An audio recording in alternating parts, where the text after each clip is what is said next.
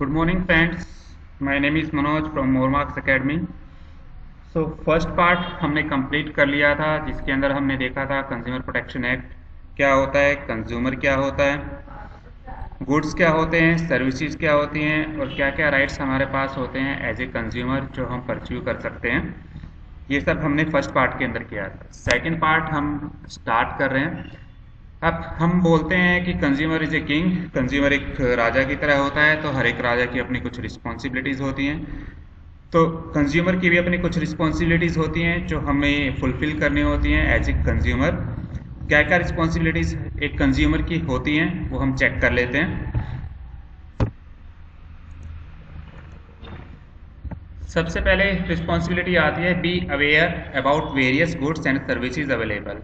एक कंज्यूमर को ये चीज़ें पता होनी चाहिए कि कौन कौन से गुड्स और किस तरह के सर्विसेज मार्केट के अंदर अवेलेबल हैं, क्योंकि जब उसको पता होगा कि कौन कौन से गुड्स किस तरह के सर्विसेज मार्केट के अंदर अवेलेबल है, तभी वो अपने राइट को चूज़ कर पाएगा। राइट टू चूज़ जो हमारे पास होता है उसको परस्यू कर पाएगा, उसको यूज़ कर पाएगा। तो एक कंज्यूमर इतना इंटेलिजेंट होना चाहिए, इतना समझदार होना चाहिए कि उसको चॉइस करनी आनी चाहिए अमंग द वेरियस प्रोडक्ट्स जो भी अवेलेबल होते हैं मार्केट के अंदर।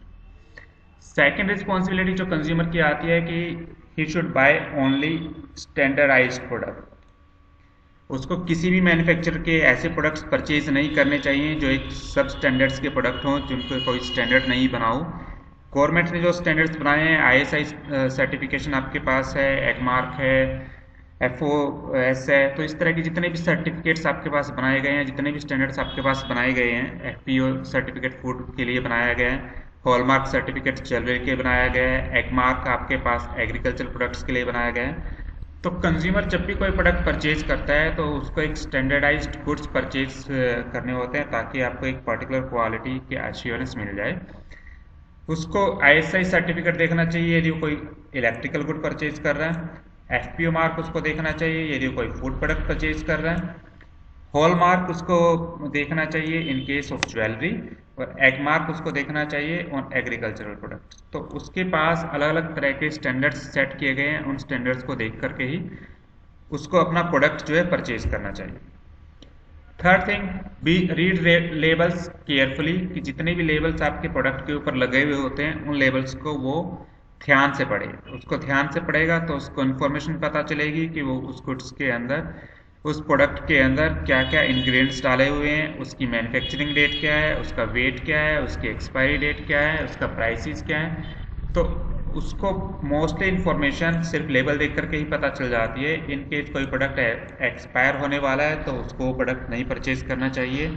इन केस उसको किसी चीज़ से एलर्जी है और उसके प्रोडक्ट के अंदर कोई ऐसा इंग्रेडिएंट है जिससे उसको एलर्जिक हो सकता है, तो थ्रू द इंग्रेडिएंट्स उसको पता चल जाएगा कि उसको प्रोडक्ट परचेज नहीं करना। नेक्स्ट रिस्पॉन्सिबिलिटी उसके पास आती है कि be honest in your dealings. उसको अपनी जितनी भी डीलिंग्स होती हैं उसके अंदर जो होता है वो ऑनेस्ट रहना है। उसको सारे के गुड्स लीगल तरीके से परचेज करने हैं, कोई भी इलीगल तरीका परचेज नहीं करना है। उसको किसी ऐसे पर्सन से डीलिंग नहीं करनी है जो ब्लैक मार्केटिंग, होर्डिंग्स वगैरह के अंदर डील करता हो। उसको वहाँ से गुड्स बिल्कुल भी परचेज नहीं करने हैं, उसको ऑनेस्ट रहना है, लीगल तरीके से अपने गुड्स जो हैं वो डील करने हैं, अपने गुड्स परचेज करने हैं। एंश्योर ए फेयर डील, उसको जब भी कोई गुड परचेज करना होता है तो उसको ये खुद को ही एश्योर करना होता है कि उसको एक फेयर डील मिल रही है, उससे एक्स्ट्रा प्राइसेस चार्ज नहीं किए जा रहे हैं। हाफ चीज़ें तो उसको लेबल देख करके ही पता चल जाता है कि उसके ऊपर प्राइस क्या है, तो प्राइस से ज़्यादा, एमआरपी से ज़्यादा उसको तो नहीं देना है। उसको एमआरपी से कम ही जितना डिस्काउंट वो ले सकता है उसको एक फेयर डीलिंग करनी है। लास्ट आपके पास आता है ask for a cash memo, कि आप कोई भी गुड परचेज करते हो तो उस गुड को परचेज करने के लिए आपको उस गुड का बिल मांगना है। कोई भी प्रोडक्ट आपने परचेज किया तो आपको कैश मेमो या बिल जो भी होता है वो बिल आपको जरूर लेना है शॉपकीपर से, क्योंकि based on that cash memo या बिल आपके पास जो भी होता है आप कंफर्म कर पाते हो कि आपने उस पर्टिकुलर शॉप से या उस पर्टिकुलर मैन्युफैक्चरर से या सर्विस प्रोवाइडर से उस सर्विस को यूज़ किया है। क्योंकि इन केस आप इन फ्यूचर डिससेटिस्फाई होते हो उस सर्विस से या प्रोडक्ट से, आपको प्रोडक्ट मॉल फंक्शन करता है या खराब हो जाता है, तो based on that bill only we can complaint. तो हमें बिल जो है वो बहुत ज़रूरी तरीके से उससे लेना है। जब हम कोई भी गुड्स या सर्विसेज यूज़ करते हैं तो उससे के साथ हमें क्या क्या चीज़ें सीखनी होती हैं। सबसे पहले हमें देखना होता है कि learn about the risk associated, कि कोई गुड मैंने परचेज किया है या सर्विसेज मैंने यूज़ किया है तो उस गुड्स को या उस सर्विसेज को यूज़ करने के हमारे पास रिस्क क्या क्या है।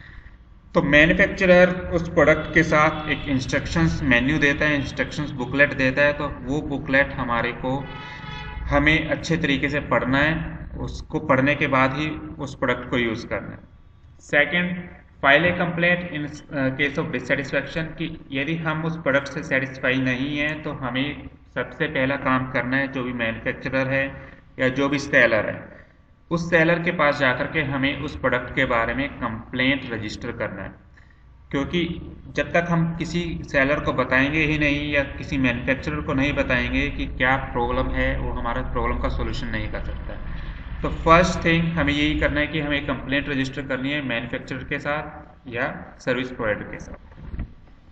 थर्ड थिंग हमारे पास आता है रिस्पेक्ट द एनवायरनमेंट। कोई भी प्रोडक्ट हम यूज़ करते हैं उसको प्रॉपर तरीके से हमें रिसाइकल करना है।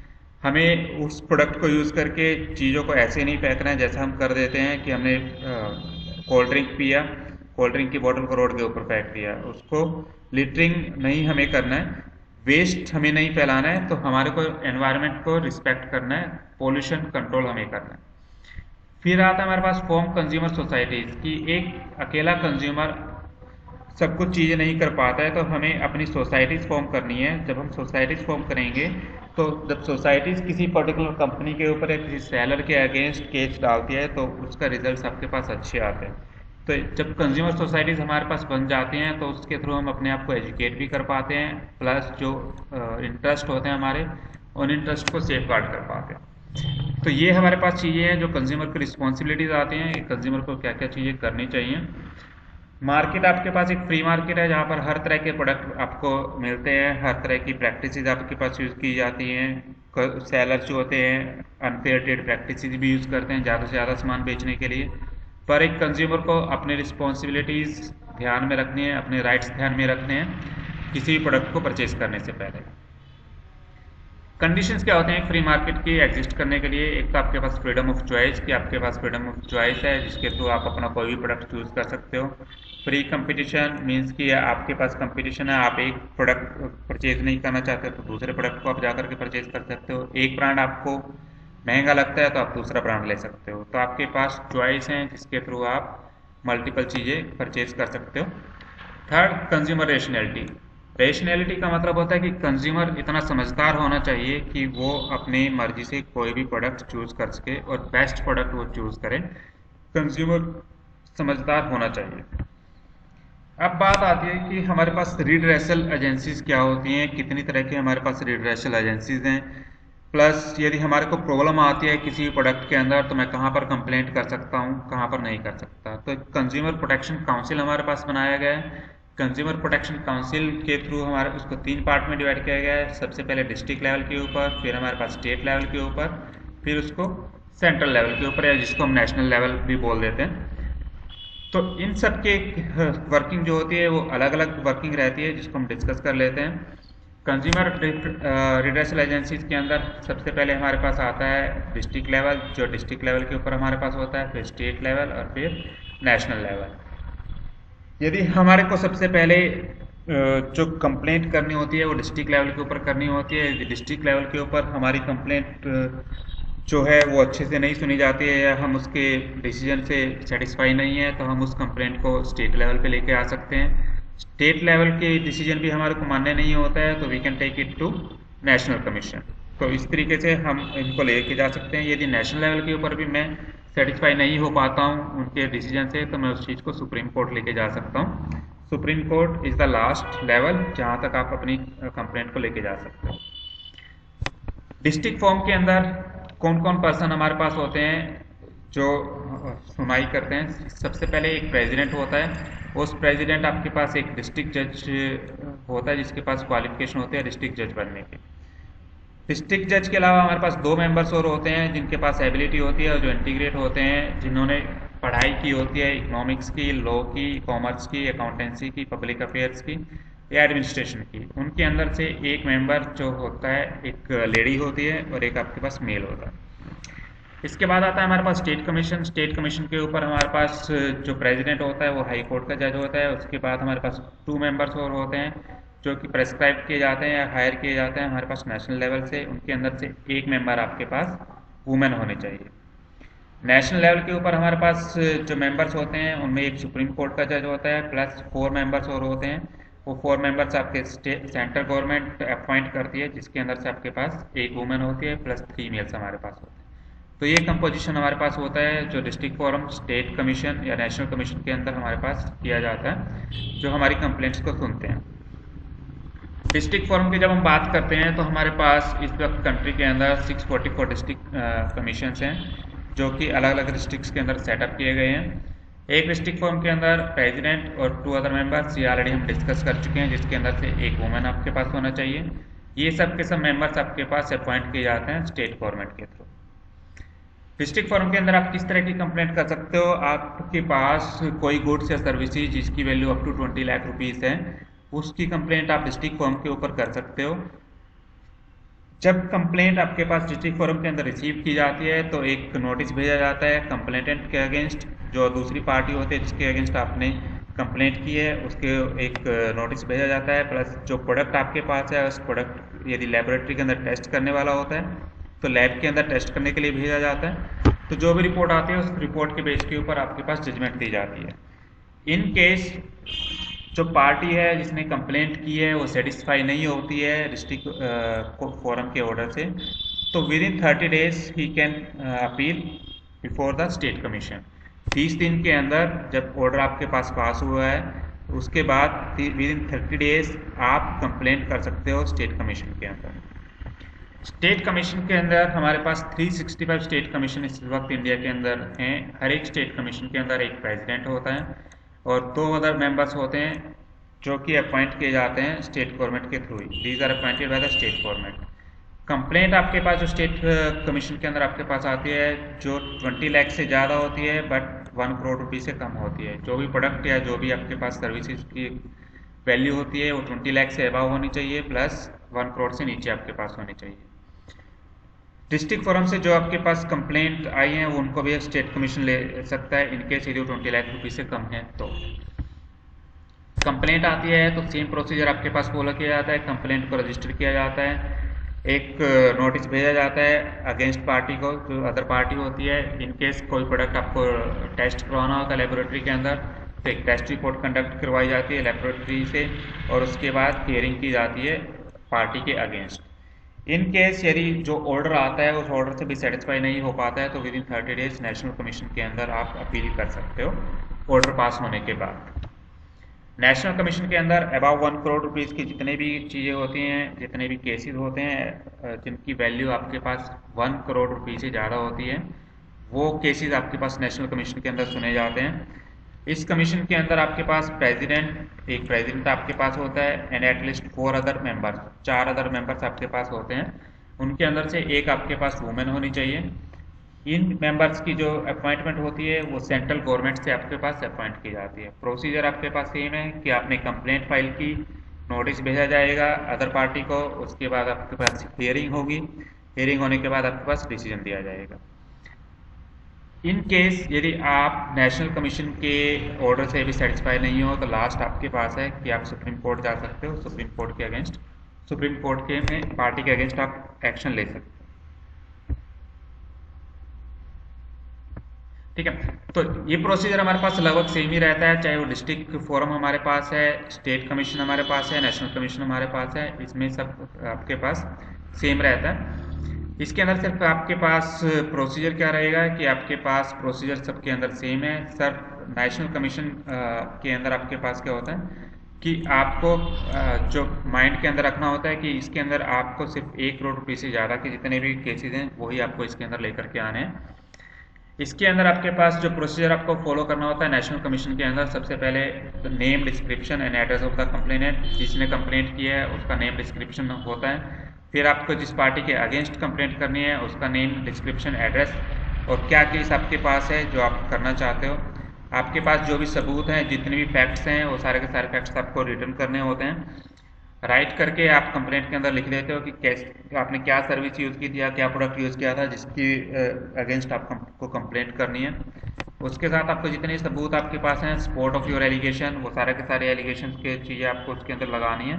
और उसके बाद आप क्या रिलीफ चाहते हो, आप नया प्रोडक्ट चाहते हो या फिर कंपनसेशन चाहते हो, वो चीज़ें आपको लिखनी होती हैं उसके अंदर। ये सारी की सारी चीज़ें हम करते हैं नेशनल लेवल के ऊपर।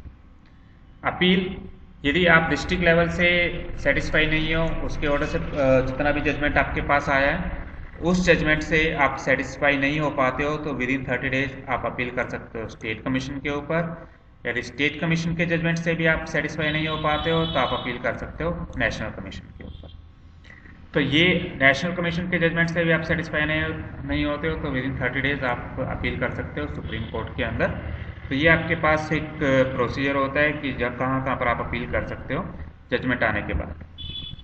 अब कंप्लेंट हमारे पास कौन फाइल कर सकता है, ये ऑलरेडी हम डिस्कस भी कर चुके हैं कि कंज्यूमर जिसने प्रोडक्ट या सर्विस को यूज़ किया है, कोई भी एसोसिएशन जो कंज्यूमर की रजिस्टर्ड एसोसिएशन है वो उसको कर सकता है, स्टेट या सेंट्रल गवर्नमेंट अपने एंड से कर सकती है, एक या एक से ज़्यादा कंज्यूमर जिनका इंटरेस्ट सेम है वो कर सकता है, कोई लीगल रिप्रेजेंटेटिव आपने कोई कर रखा है, कोई वकील आपने किया हुआ है वो आपके बिहाफ पे कर सकता है।